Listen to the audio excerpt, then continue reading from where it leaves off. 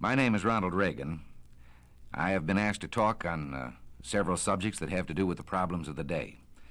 It must seem presumptuous to some of you that a member of my profession would stand here and attempt to talk to anyone on serious problems that face the nation and the world. It would be strange if it were otherwise. Most of us in Hollywood are very well aware of the concept or the misconception that many people, our fellow citizens, have about people in show business. It was only a generation ago that people of my profession couldn't be buried in the churchyard. Of course, the world has improved since then. We can be buried now. As a matter of fact, the eagerness of some of you to perform that service gets a little frightening at times.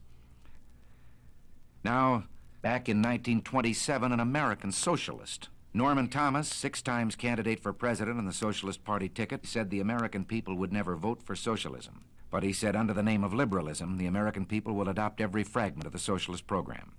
There are many ways in which our government has invaded the precincts of private citizens, the method of earning a living. Our government is in business to the extent of owning more than 19,000 businesses covering 47 different lines of activity. This amounts to a fifth of the total industrial capacity of the United States. But at the moment, I'd like to talk about another way, because this threat is with us and at the moment is more imminent. One of the traditional methods of imposing statism or socialism on a people has been by way of medicine. It's very easy to disguise a medical program as a humanitarian project. Most people are a little reluctant to oppose anything that suggests medical care for people who possibly can't afford it. Now, the American people, if you put it to them about socialized medicine and gave them a chance to choose, would unhesitatingly vote against it. We had an example of this under the Truman administration. It was proposed that we have a compulsory health insurance program for all people in the United States, and of course the American people unhesitatingly rejected this. So, with the American people on record as not wanting socialized medicine, Congressman Farrand introduced the Farrand Bill. This was the idea that all people of Social Security age should be brought under a program of compulsory health insurance. Now, this would not only be our senior citizens, this would be the dependents and those who are disabled. This would be young people if they are dependents of someone eligible for Social Security.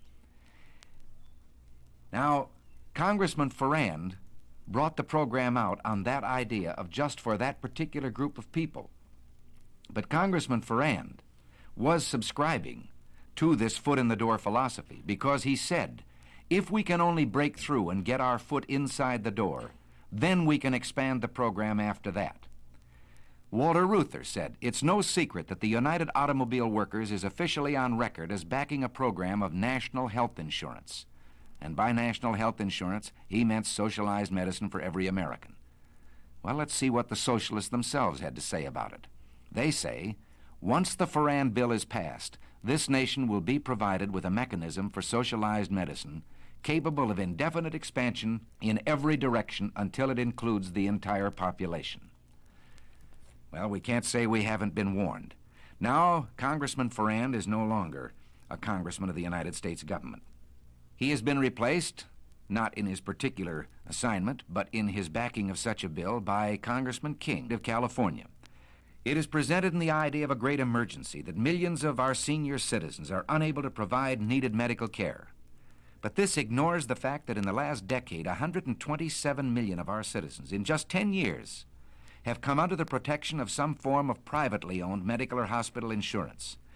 Now, the advocates of this bill, when you try to oppose it, challenge you on an emotional basis. They say, what would you do? Throw these poor old people out to die with no medical attention? That's ridiculous, and of course, no one has advocated it. As a matter of fact, in the last session of Congress, a bill was adopted known as the Coeur Mills bill. Now, without even allowing this bill to be tried to see if it works, they have introduced this King bill, which is really the Farrand bill. What is the Coeur Mills bill? It is a frank recognition of the medical need or problem of our senior citizens that I've mentioned. And it is provided from the federal government money to the states and the local communities that can be used at the discretion of the state to help those people who need it. Now, what reason could the other people have for backing a bill which says we insist on compulsory health insurance for senior citizens on a basis of age alone, regardless of whether they are worth millions of dollars, whether they have an income, whether they're protected by their own insurance, whether they have savings. I think we could be excused for believing that, as ex-Congressman Ferrand said, this was simply an excuse to bring about what they wanted all the time, socialized medicine. James Madison, in 1788, speaking to the Virginia Convention, said, "Since the general civilization of mankind, I believe there are more instances of the abridgment of the freedom of the people by gradual and silent encroachment of those in power than by violent and sudden usurpations." They want to attach this bill to Social Security, and they say here is a great insurance program now instituted, now working. Let's take a look at Social Security itself. Again, very few of us disagree with the original premise that there should be some form of saving that would keep destitution from following unemployment by reason of death, disability, or old age. And to this end, Social Security was adopted. But it was never intended to supplant private savings, private insurance, pension programs of unions and industries. Now, in our country, under our free enterprise system, we have seen medicine reach the greatest heights that it has in any country in the world. Today, the relationship between patient and doctor in this country is something to be envied any place. The privacy, the care that is given to a person, the right to choose a doctor, the right to go from one doctor to the other. But let's also look from the other side at the freedom the doctor loses. A doctor would be reluctant to say this. Well, like you, I'm only a patient, so I can say it in his behalf. The doctor begins to lose freedoms. It's like telling a lie, and one leads to another. First, you decide that the doctor can have so many patients. They're equally divided among the various doctors by the government. But then the doctors aren't equally divided geographically. So a doctor decides he wants to practice in one town, and the government has to say to him, you can't live in that town. They already have enough doctors. You have to go someplace else. And from here, it's only a short step to dictating where he will go. This is a freedom that I wonder whether any of us have the right to take from any human being. I know how I'd feel if you, my fellow citizens, decided that to be an actor, I had to become a government employee and work in a national theater. Take it into your own occupation or that of your husband. All of us can see what happens once you establish the precedent that the government can determine a man's working place and his working methods, determine his employment. From here, it's a short step to all the rest of socialism, to determining his pay, and pretty soon, your son won't decide when he's in school where he will go or what he will do for a living. He will wait for the government to tell him where he will go to work and what he will do. In this country of ours took place the greatest revolution that has ever taken place in world's history, the only true revolution. Every other revolution simply exchanged one set of rulers for another. But here, for the first time in all the thousands of years of man's relation to man, a little group of men, the Founding Fathers, for the first time, established the idea that you and I had within ourselves the God-given right and ability to determine our own destiny. This freedom was built into our government with safeguards. We talk democracy today, and strangely we let democracy begin to assume the aspect of majority rule is all that is needed. Well, majority rule is a fine aspect of democracy, provided there are guarantees written in to our government concerning the rights of the individual and of the minorities. What can we do about this? Well, you and I can do a great deal. We can write to our congressmen, to our senators. We can say right now that we want no further encroachment on these individual liberties and freedoms. And at the moment, the key issue is we do not want socialized medicine. Now, you may think when I say write to the congressman or the senator that this is like writing fan mail to a television program. It isn't. In Washington today, 40,000 letters, less than 100 per congressman, are evidence of a trend in public thinking. Representative Halleck of Indiana has said, when the American people want something from Congress, regardless of its political complexion, if they make their wants known, Congress does what the people want. So write. It's as simple as finding just the name of your congressman or your senator, and then you address your letter to that individual's name. If he's a congressman, to the House Office Building, Washington, D.C. If he's a senator, to the Senate Office Building, Washington, D.C. And if this man writes back to you and tells you that he too is for free enterprise, but we have these great services and so forth that must be performed by government, don't let him get away with it. Show that you have not been convinced. Write a letter right back and tell him that you believe in government economy and fiscal responsibility, that you know that governments don't tax to get the money they need. Governments will always find a need for the money they get, and that you demand the continuation of our traditional free enterprise system. You and I can do this. The only way we can do it is by writing to our congressman, even if we believe that he's on our side to begin with, write to strengthen his hand, give him the ability to stand before his colleagues in Congress and say, I have heard from my constituents and this is what they want. Write those letters now, call your friends and tell them to write them. If you don't, this program, I promise you, will pass just as surely as the sun will come up tomorrow. And behind it will come other federal programs that will invade every area of freedom as we have known it in this country, until one day, as Norman Thomas said, we will awake to find that we have socialism.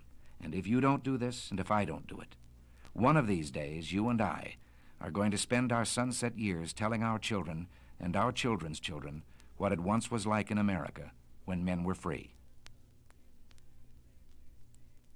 Mr. Reagan's concern is very real, and all of us who are equally concerned should follow his advice.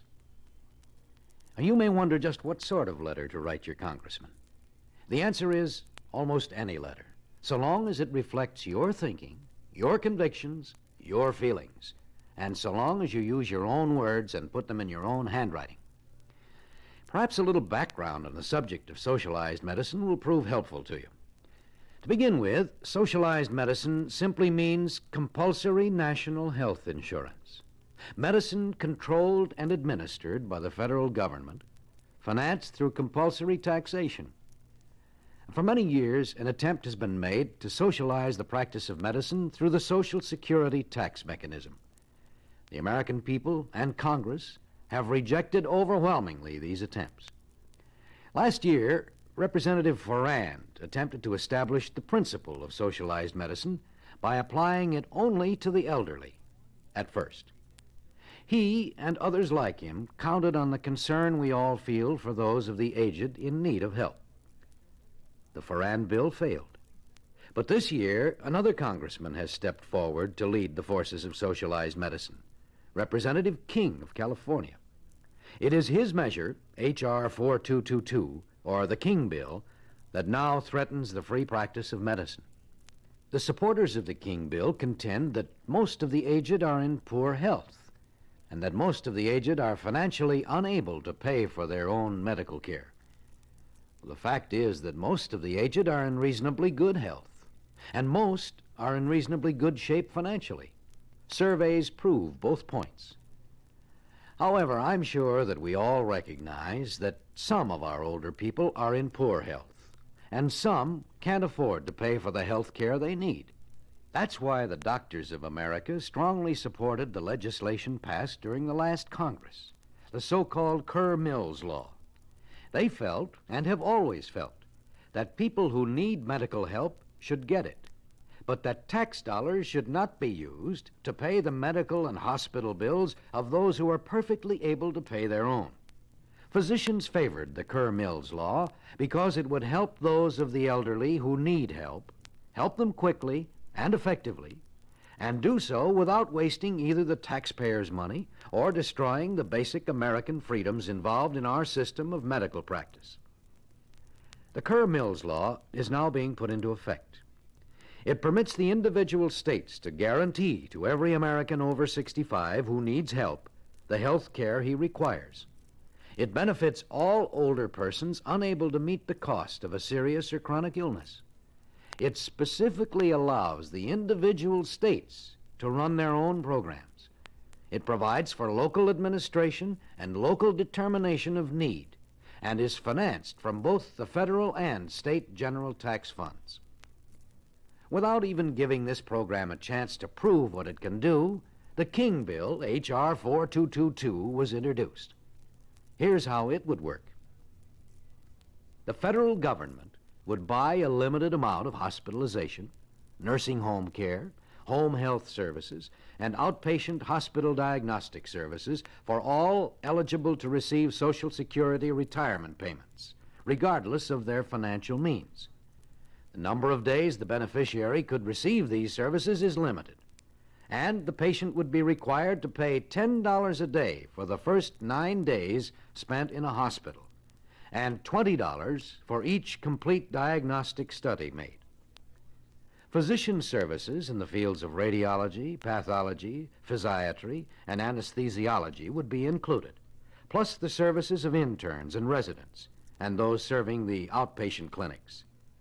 There is little doubt but what the program would soon be expanded to include all physician services, as well as to cover the entire population, thus completely socializing medicine in the United States. The federal government would set up the rules and regulations under which the program would operate, and everyone who pays Social Security taxes would help pay the bill, because taxes would be raised beyond the 9% of taxable payroll already scheduled in the years ahead. I'm sure many of you are wondering why there's any objection to using the Social Security system to finance medical care for the aged. Well, first of all, it is a misnomer to think of Social Security as being insurance.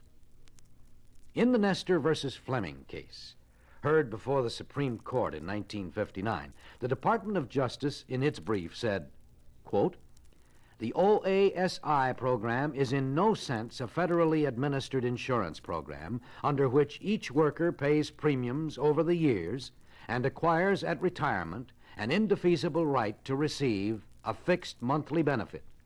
The contributions exacted are a tax." Unquote.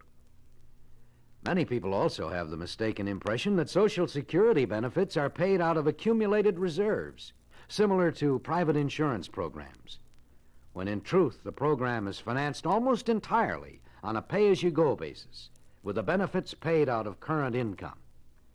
Pay-as-you-go means that the government raises, through current taxes, just enough money to pay the cost of the benefits currently due. No one prepays his own benefits. Today's taxpayers pay for today's beneficiaries. The acceptance of the King Bill would actually mean that our children and grandchildren will be asked to pay ever-increasing Social Security taxes to finance the medical care needs of the previous generations. With growing families, young people have enough difficulty trying to make ends meet without assuming the additional obligation of paying higher taxes to pay for the medical care needs of all over 65. Many of whom are in better financial shape than those paying the tax. Now, this is the choice we're faced with. On the one hand, we can help those who need help while preserving the right of the self-reliant to finance their own care, or we can legislate a compulsory national health scheme for the aged, regardless of whether they need it or not. To put this choice in even sharper focus, Americans are being asked to choose between a system of medicine practiced in freedom and a system of socialized medicine for the elderly, which will be expanded into socialized medicine for every man, woman, and child in the United States. Your letter will help determine the outcome of this struggle. Remember what Ronald Reagan said. Write those letters now, call your friends, and tell them to write them. If you don't, this program, I promise you, will pass just as surely as the sun will come up tomorrow. And behind it will come other federal programs that will invade every area of freedom as we have known it in this country. Until, one day, as Norman Thomas said, we will awake to find that we have socialism. And if you don't do this, and if I don't do it, one of these days, you and I are going to spend our sunset years telling our children and our children's children what it once was like in America when men were free.